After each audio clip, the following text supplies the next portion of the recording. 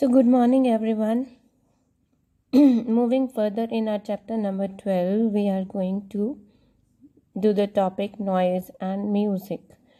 So, previously अगर हम थोड़ा सा रिवाइज करें तो उसमें हमने ऑडिबल एंड इनऑडिबल रेंज करी थी and that was 20 hertz to 20 kilo hertz and the sound below 20 hertz is known as infrasonics, जो हमें सुनाई नहीं देती. That means these are inaudible to अस.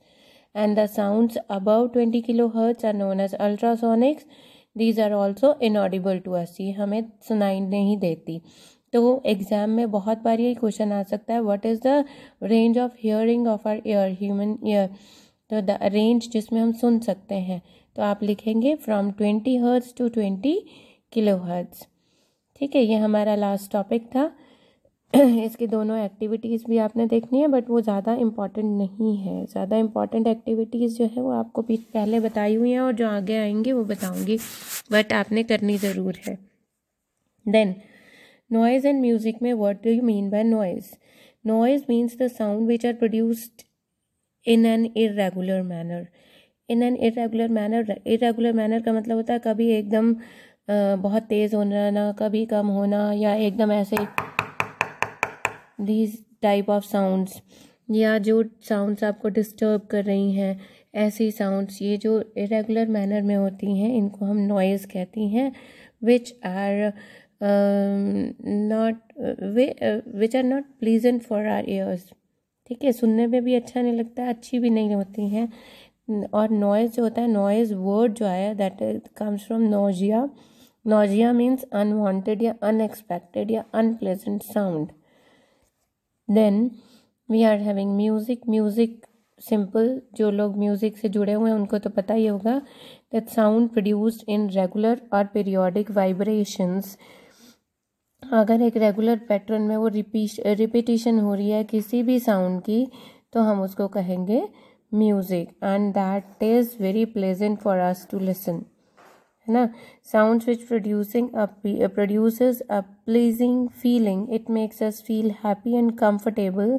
जैसे ढोल बजता है तो सारे नाचने लगते हैं ना, और सब में वही आवाज़ होती है, एक रेगुलर मैनर में होती है, म्यूज़िक आता है.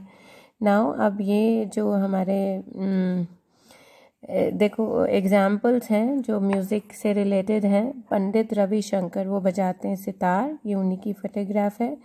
देन उस्ताद बिस्मिल्लाह खान, वो शहनाई के लिए फेमस हैं. देन श्री हरि प्रसाद चौरसिया फ्लूट के लिए हैं. लता मंगेशकर सॉन्ग्स के लिए हैं. ये सभी म्यूज़िकल साउंड्स प्रोड्यूस करते हैं. ठीक है, और भी आपको जो भी पता है आप वो लिख सकते हो.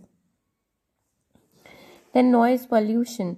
What do you mean by noise pollution? Firstly so हम क्या कहेंगे, एनवायरनमेंट में डिस्टर्बेंस प्रोड्यूस होना किस वजह से? By the presence of excessive और undesirable sounds.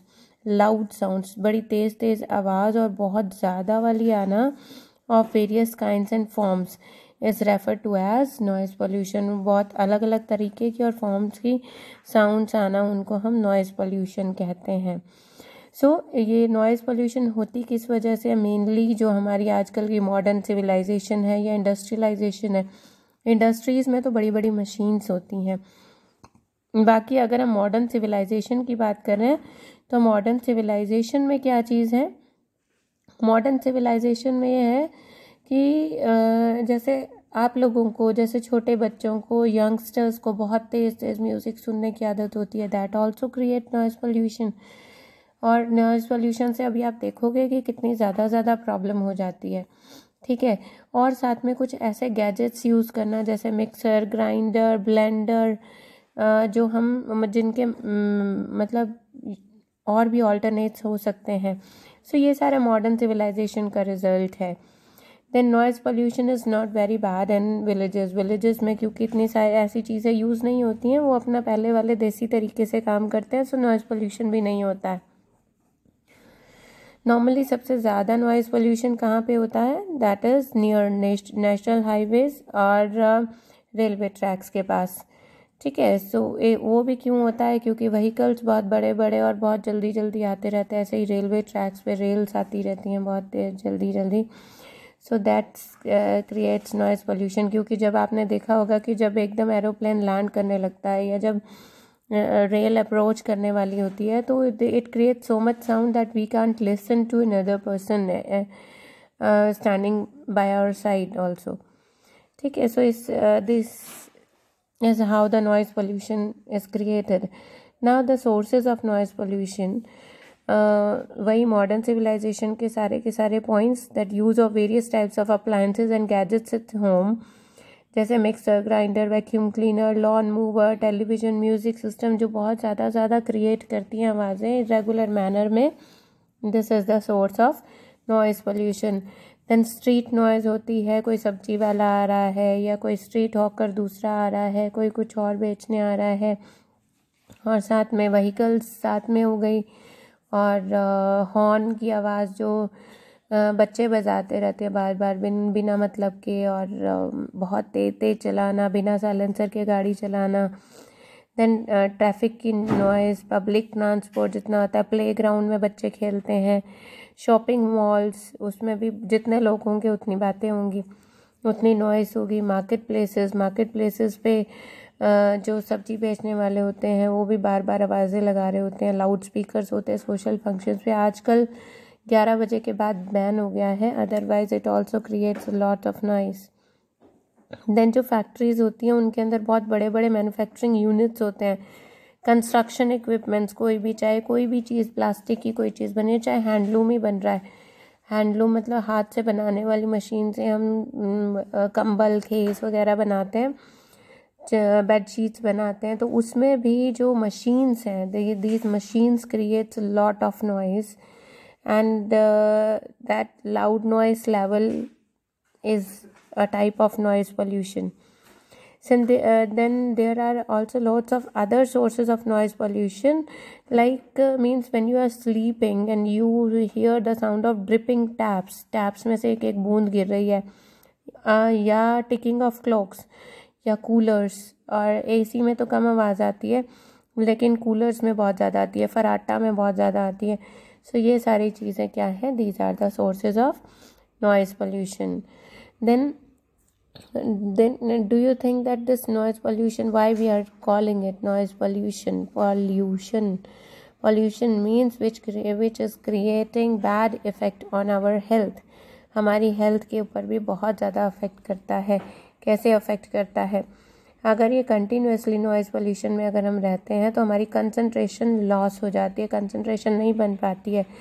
Then deterioration of mental health, हमारी मेंटल हेल्थ जो होती है, हम बहुत ज़्यादा इरिटेटेड रहते हैं और एकदम गुस्से में आ जाते हैं, ऐसी चीज़ें होने लगती हैं। कंटिन्यूस नॉइज़ से एक पैनिक क्रिएट हो जाता है अफेक्टेड पर्सन को, मतलब गुस्सा आना, फ्रस्ट्रेशन लेवल बढ़ जाना, एंगर लेवल बढ़ जाना, ये सारी चीज़ें। देन उसी ह्यूमन हार्ट पे हमारा बहुत ज़्यादा इफेक्ट होता है। एकदम आप आराम से बैठे काम कर रहे हो और बहुत ज़ोर से पटाखा बज जाए तो एकदम डर जाओगे, आपके अंदर एंग्जाइटी हो सकती है, हार्ट बीट बढ़ सकती है, हाइपरटेंशन हो सकती है, हाइपरटेंशन बीपी भी बढ़ सकता है। अगर एकदम बहुत ज़्यादा आवाज़ें आ रही हों तो नर्वसनेस बढ़ जाती है, बीपी बढ़ने से अपने आप ही बहुत सारी और प्रॉब्लम शुरू हो जाती हैं।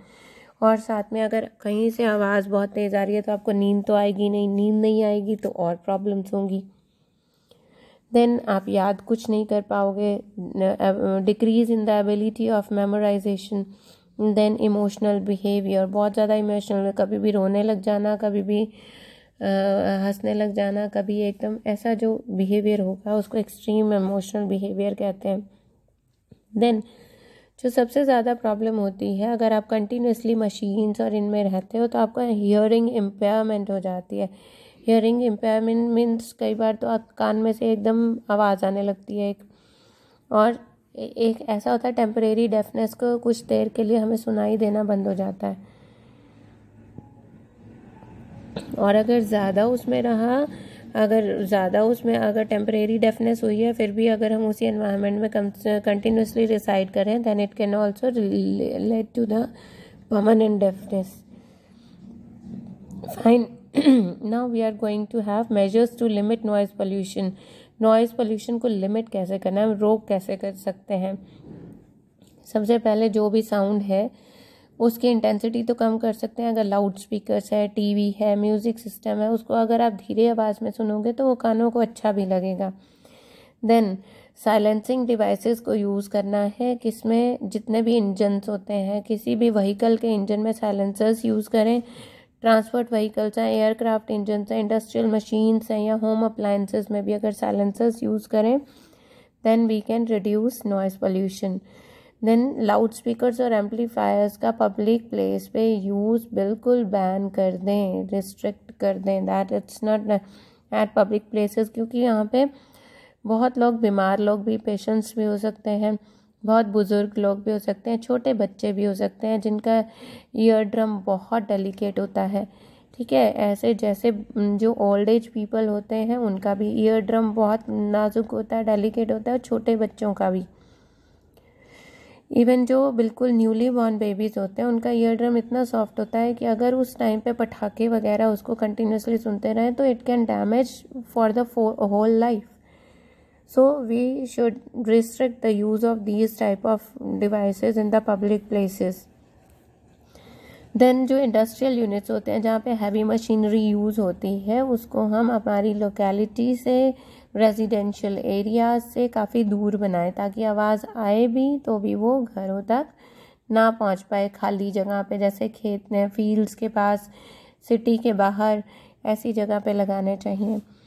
Then we are having plantation of trees along roadsides helps in absorbing sound. अगर हम trees लगाते हैं तो जैसे हम कहते हैं कि trees are the absorbers of carbon dioxide, likewise trees are the absorbers of unwanted sounds also. ठीक है, तो जितने ज़्यादा पेड़ होंगे उतनी ज़्यादा साउंड रिस्ट्रिक्ट हो जाएगी, आगे नहीं पहुंच पाएगी। सो ट्रीज़ की प्लांटेशन भी बहुत ज़रूरी है। Then the first and the foremost that stay away from noisy places. जितने भी आवाज़ वाली जगह है वहाँ से दूर रहें।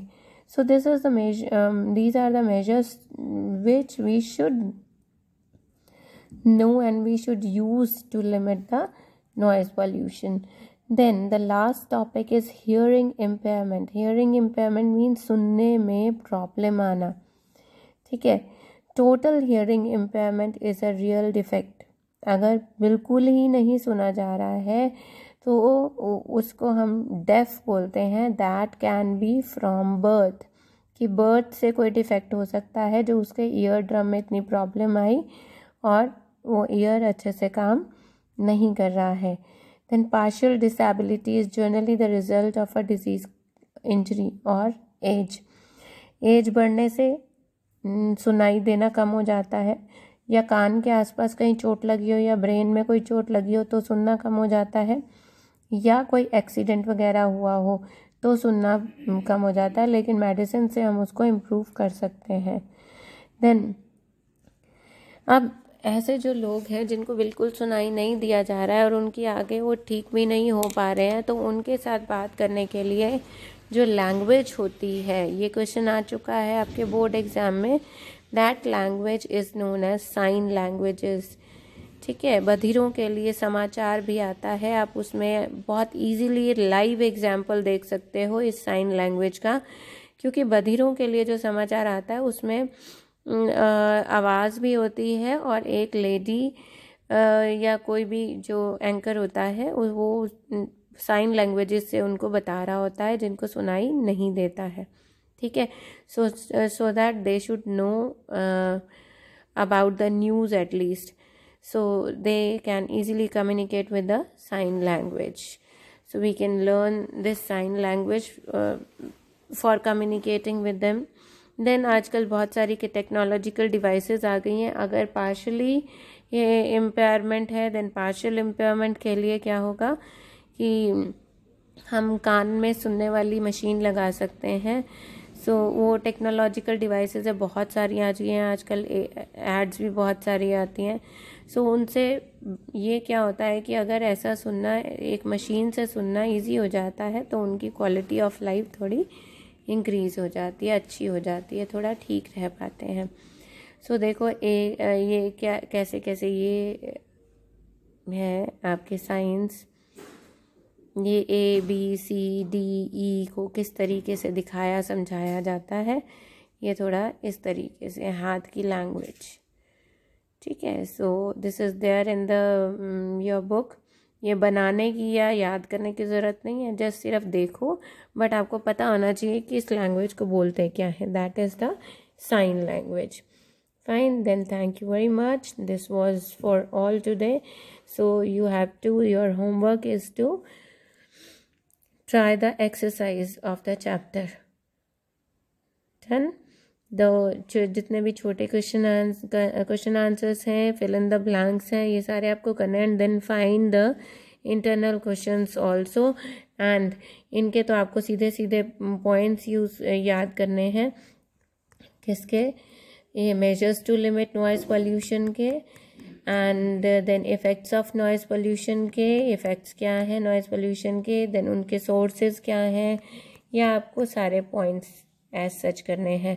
और नॉइज़ पोल्यूशन का आपको डेफिनेशन याद करनी है। देन आपको नॉइज़ और म्यूज़िक में डिफरेंस याद करना है। एंड देन म्यूज़िकल साउंड्स की बात आप कर सकते हो।